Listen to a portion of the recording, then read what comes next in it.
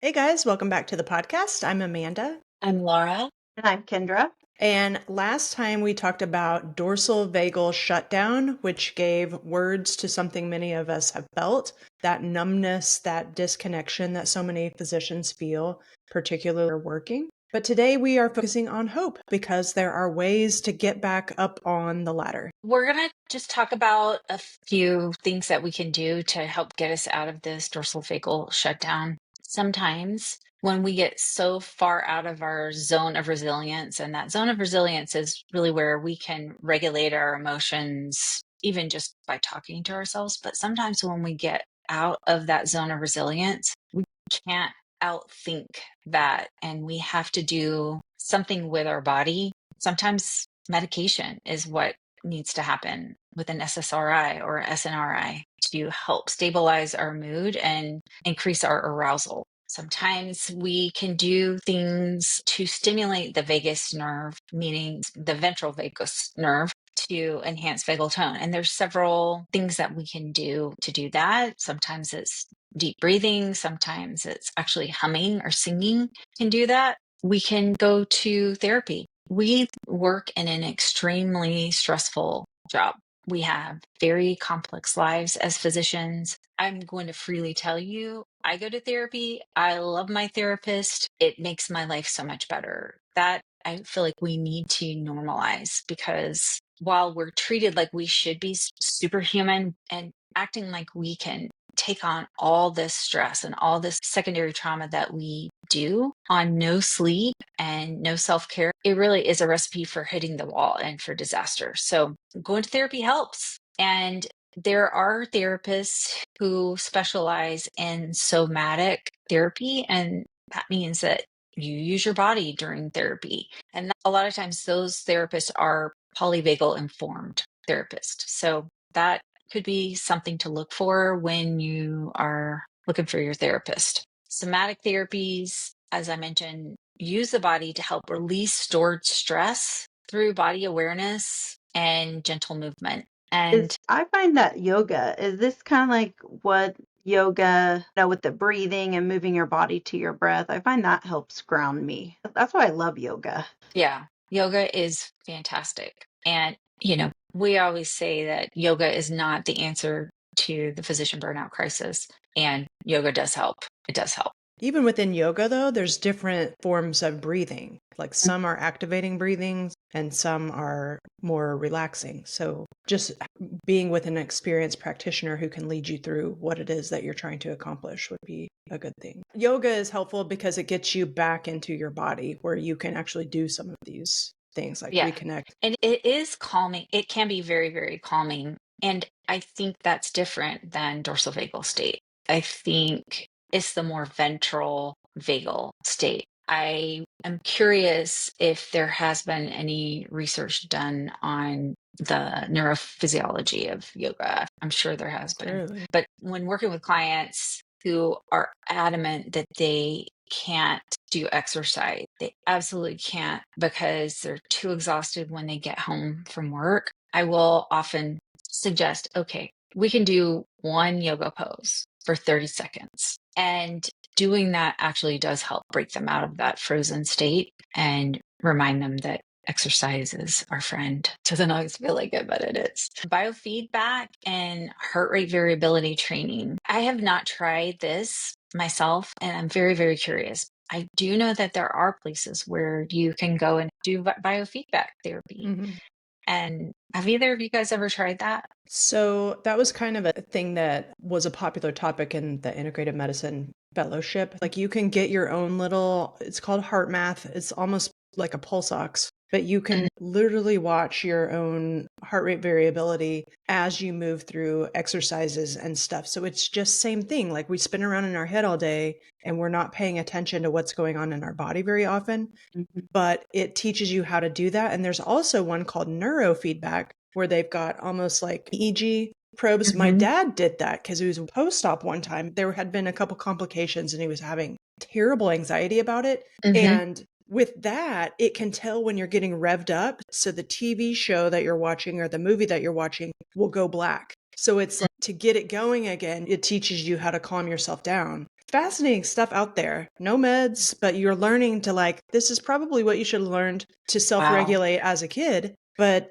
we don't do that. So, That's but amazing. So it was actually connected to his TV? so he was at a place, so that one's Okay. obviously going to be a lot more expensive than your little pulse ox machine that gets shipped to your Yeah. house. He needed something at that time, so and it worked. Yeah. Wow. That's awesome. Like clearly my 80-year-old dad, I was in my integrative medicine era because Uh-huh. he would have never did that otherwise. He's your Yeah. average engineer, but he did like the idea of him being able to control his own physiologic responses. Like for a control enthusiast like that, it was appealing rather than meds or whatever for him to figure out how to do it himself. Yeah. I don't know any other control enthusiasts, Yeah, but definitely not. I didn't inherit that. if you know it, that would be a good approach to dealing Mhm. with some of these issues. Some other thoughts are lifestyle supports, obviously eating healthy food, sleep. Sleep is so crucial. We discount the importance of sleep, but that's going to help all of these things as well. Doing some exercise, meditation, again, helps us get out of that dorsal vagal state and into our prefrontal cortex so that we can be more present, be more intentional in our lives and not just at the whim of our autonomic nervous system. And again, it doesn't have to be 30 minutes. It can be 1 minute. It can be a 1 or 2 minute. I promise you're not going to regret doing a small meditation. That will create a lot of positive change in most of our lives if we could do that. Co-regulation. Have you ever been around someone that you just really felt safe around? Like you just love being around that person? That is called co-regulation. If you both know that when you're together, you laugh, you calm down, you know that you're perfectly safe with them. Those are good people to seek out in these situations. Physical touch, hugs, snuggles, all of that's great. Music, especially singing. If you are a singer in the car like me, great news. That is really good for you. That really increases that ventral vagus tone and just makes us feel better. And laughter, obviously. If you don't have a comedic strategy for getting yourself out of a funk, I invite you to create a file of memes, make a list of your favorite funny movies, make a list of funny topics you like to search on Instagram or happy topics, pet videos. There's one guy that I really like. He does voiceovers for pets. I think his name is Rockstar, but it is hysterical the way he makes the pets talk. So make sure you have that handy. So when you're feeling terrible, that's something that you can pull up and remind yourself that there's hilarious stuff in the world and life is worth living and you're not going to be stuck in your dorsal vagal state forever. You know, some of this sounds kind of maybe woo or, I mean, they are soft skills, but they're not, they're essential skills, is I guess what I'm trying to say. These are biological recalibrations. So if you identify as a control freak, this is a great way to gain control over your autonomic nervous system. I definitely will. The Instagram reels that are usually like kids saying sassy things. I laugh a lot at the expense of small kids doing super funny things. Yeah, Yeah. yeah. So that's It just good to brings know such what a cracks you up. chuckle to myself. Mhm. My son, Hmm. anytime I ask him to do something, does the "I'm just a baby." Oh yeah, I love I that do one. really like that one, but no. I watch Daily Dose of Internet with my teen boys. Like that's one of our little rituals. That one also. That will get you out of it too. If you need a tip, Daily Dose of Internet. It's amazing. Yeah, I also appreciate all the healthcare workers like nurses, and everything that make fun of our work, Yeah. especially the ones that work in the ER. Man, those hit home, and I laugh till I cry about those. I preach it. So, climbing up the ladder, like we've been talking about, actually can be gentle and simple. We just gave you a few examples, but really to get started is naming it and name it, but drop the shame, guys. Just drop it. This is not something that is supposed to bring anything but awareness and allowing for you to understand and feel empowered because we've given you the language. And so even saying like, this is my dorsal reset, this is my biological recalibration, not me failing, not me falling short, not me, whatever you can think of that you've said to yourself, allow it to happen and feel empowered because you're able to name it now. Low and slow breathing. We talk about breathing a lot. Really engaging that exhale, because that is when you turn on those parasympathetics. And this is what we really need to activate. It's the low and slow. It's focusing on the exhale. It's really entering in and understanding the purpose behind it. And then, like we talked about, gentle movement, even just holding a stretch. We talked about yoga, but if that's cringy, then just stretching, just laying there. One of the things, I used to take a bar Pilates class, and we ended the class. She turned off all the lights. We laid on the mat, and she brought attention to every body region. I mean, it just really got you out of your head. And she's just like, we're going to relax. We're going to start at the head and go all the way down to our toes. And it took probably 5 minutes, but just laying there with your eyes closed, just focusing. She was like, relax your scalp, relax your eyebrows. I mean, it was like, by the end, I think I was asleep, but it was very relaxing just to focus on the body region. So if you're like cringy about yoga, just lay down, close your eyes, and just start at the top of your head and just begin to focus on every single body part, relaxing it, and really focus on the exhale. When you exhale, you're relaxing something new, and just work all the way down to your toes. And then the connection. We talked about, snuggling, hugging, call a friend, snuggle with your pup. Like, my pups are 175 pounds and think they're lap dogs, which, yes, it's not too relaxing, but they do appreciate a snuggle or two. And even bringing the thought of somebody safe, your bestie, your significant other, someone that that you can be yourself and let it all out with, and know that there's no judgment. There's, no harboring anything, that it's just a safe space.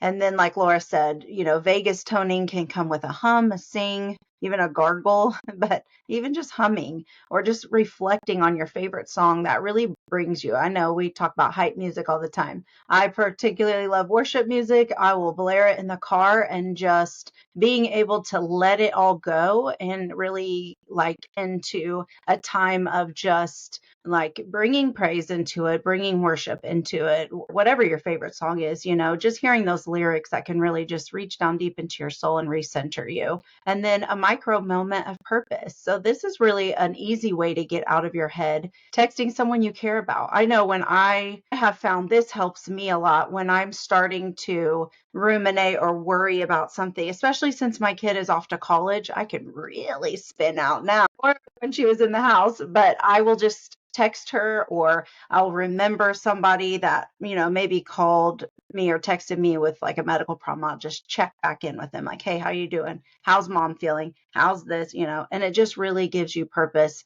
and gets you out of your head. And then interrupt the narrative. Like we talked about, speak to yourself with compassion. One of the things that we have talked about multiple times, because there's actually research data, the strongest antidote that we know to burnout or feeling burned out is self-compassion. And Dr. Neff does such a great job with all of the work that she's done, her Center for Mindfulness and Self-Compassion, and remembering that what you say to yourself really is going to determine what part of your brain is activated. So do you really want to stay in the activated state? Do you really want to ignite that sympathetics when that's what's turned on most of your time? Or do you really want to bring yourself down into your parasympathetics? Allow yourself to feel it, feel empowered because you named it, and then doing all of these, little things, tiny things to really recalibrate.